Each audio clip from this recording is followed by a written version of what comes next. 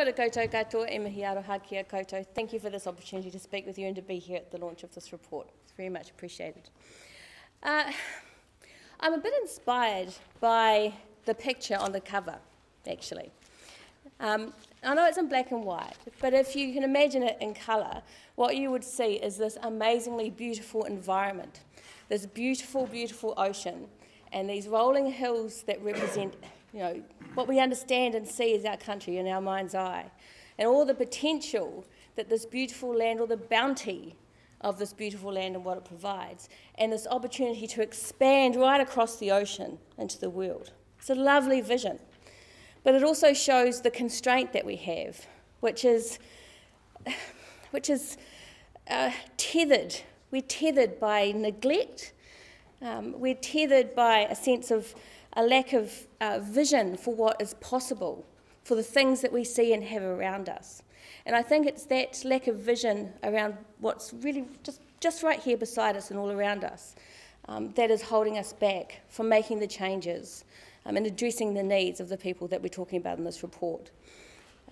What I've noticed a great deal in the sort of bigger kōrero around our economy, how we might advance our country, is lots of talk around being innovative, entrepreneurial, new economic opportunities, but it's always in the context of bringing people here to do that for us.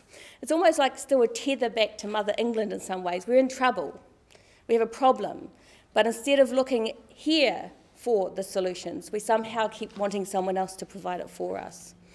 And so we look around, we talk about, we need to bring more people in who've got all these amazing skills and opportunities and ideas for entrepreneurship. We don't look at the young people who are sitting there waiting for us to tell them that they are precious and they have potential and they are the ones that we care for the most. These are the kids who are, thank you. These are the kids who are not in education or training. These are the ones that we let go, that we neglected and said, actually, we don't see you. We don't see any potential in you. We will not invest any time or effort, energy or money in your future because we don't see that you can make any contribution. You're down there, we're looking over here for some other solutions. And it's that lack of recognition of the potential that we have right here with us now, particularly in our kids, that is driving, it's a kind of lack of vision that's driving, I think, some of the political discourse that we see. I was also very inspired by Campbell's comments on the radio this morning, saying, what are politicians doing? And he said it again today. What are we doing? And yes, we have solutions and proposals, and I want to talk about some of those from the Green Party point of view in relation to this. But I do also want to say that part of what we need in order to be that innovative and radical leadership, political leadership for real change, is support from the community to find the pathway to do it. On the one hand, we've got a huge need that needs to be addressed immediately, and that does require radical change. Tomorrow, the Living Wage campaign is being launched. How brave are we to say that the minimum wage needs to be moved significantly higher than $13.50? Who's going to bear the cost of that? Who should we say should bear the cost of a low minimum wage? Who should bear the cost of a high minimum wage? Because we know that radical change is necessary. So on the other side, we also know that if you do make radical change in policy, there will be a cost. And how do we manage that cost? How do we assess that it's best that some other group carries that cost? And how do we mitigate it for them if it's going to cause harm? So the spectrum of political decision-making is not an easy one to navigate. And what I think I need in order to be able to do this is the policy work, the support, the stories about real impact from those who are working with families in need every day. That's what we saw, I think, with the Children's Commission's report on the solutions to child poverty, and that's what I think we're seeing here. So all of this work is crucial to our ability to navigate that policy minefield that we have to make between the radical change that's necessary and making sure we don't do any harm in the process of creating that radical change. In terms of the report, I think briefly, just one thing first that I was really pleased was in here is the issue around Māori offending and the fact that young Māori youth offenders get such a radical, more extreme treatment than other youth offenders. And that has been the case for Māori and Pacific kids for many decades now, because we will not structurally address the issues of racism in our institutions. And until we do that, this will continue to be a picture that we see. I'm very pleased to see it here. I was very pleased to see, well, not pleased, that's not the right word, but I was very interested in the analysis on education, housing and child poverty.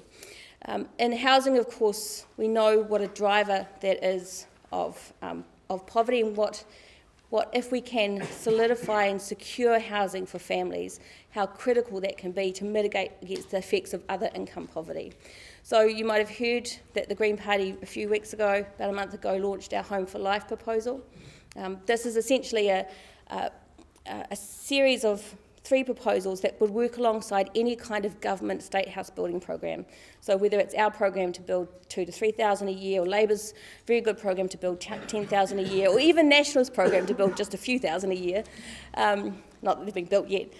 But again, alongside any state house building program, we are saying there should be progressive ownership. People should be able to, young families, low and middle income families who would otherwise never get a chance to buy a house because they simply don't have a deposit or the income to afford a commercial mortgage, should be able to get the same benefit that the state has in terms of borrowing, and be able to slowly pay off a state house over time, like we used to with state advances or the capitalisation of the family benefit, for those of us who remember that as well. A very similar system of a rent-to-own scheme for those families who are currently locked out of home ownership. We also suggested more tenant security, because for as long as the housing crisis continues, there will be families who must rent. And they deserve the same security, the same stability and protection as anybody else. So controlled rent rises, controlled timing for those rent rises, and a warrant of fitness for those homes, so that we make sure that any home that a child is living in doesn't make them cold and sick. Some basics in our rental housing property market as well.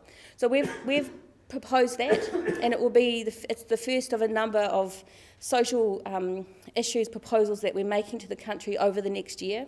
We want to talk about what these ideas are. We want to put out our ideas, get the critique and the support for them, to see what is the best kind of policy we can lay out for the changes that we need to make. In terms of education, yes, sorry. Education is a major mitigator of the effects of poverty. I am a classic example of that myself. Miserable education, working class poor family. I managed to get my law degree with some help from the state through the training incentive allowance and the benefit. As a result of getting a law degree, I have now been financially independent of the state, in that I don't rely on a benefit since that time. Right? I am still financially dependent on the state for a lot of things.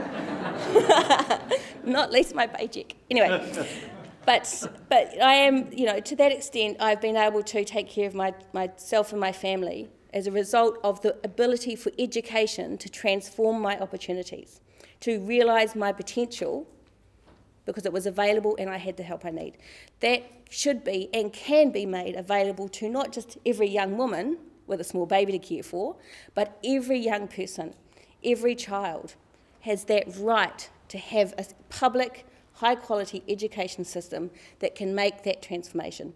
What we see here is that that is not happening. That is not happening for our kids who need it the most. That, I think, is a major issue that still needs to be addressed.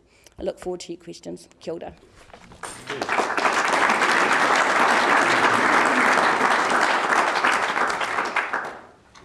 Winston Peters.